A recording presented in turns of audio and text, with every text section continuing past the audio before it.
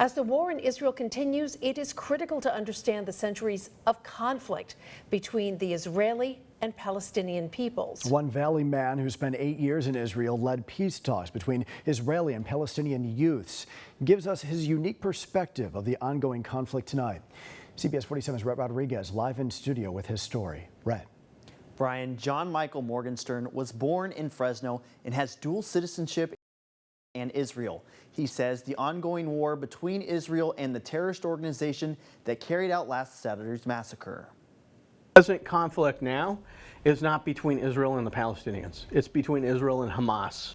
Valley native John Michael Morgenstern says his heart is aching as the war in the Middle East continues. He says the carnage reminds him of his family's history when his grandparents fled from the Nazis in World War II. My grandparents were Holocaust survivors. In 1939, they came to Fresno as refugees from the Holocaust. A third of my family was wiped out in Europe. Morgenstern takes pride in his Jewish heritage. He spent 8 years in Jerusalem as an interfaith hospice chaplain, breaking down centuries of cultural stereotypes that have caused deadly conflicts for thousands of years. One thing I learned from both Palestinian youth and Israeli youth is that they only needed to come together and meet each other, to listen to music, to eat food together, to sit and talk, to discover that they have actually almost everything in common. He says the real conflict is between Israel and Hamas, not the Palestinian people, many of whom live in Israel.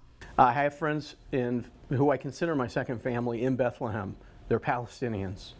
And I can tell you that the Palestinians have been stuck with Hamas. They are suffering terribly. Morgenstern says he realizes the images of the massacre in Israel that are emerging are very tough to watch. But he urges people not to look away because they exemplify the hatred Hamas feels for Israelis. Hatred, he says, is not shared by the majority of Palestinians. And realize these pictures you're seeing, don't look away.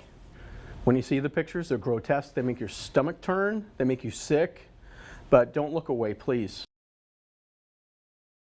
Israel was reestablished in 1948. Israel received much of the territory it now holds after being attacked in the Six-Day War back in 1967. After that war, Palestinians settled on the Gaza Strip. It's about the size of Philadelphia, and 2 million people live there. Live in the studio, Rhett Rodriguez, CBS 47 Eyewitness News.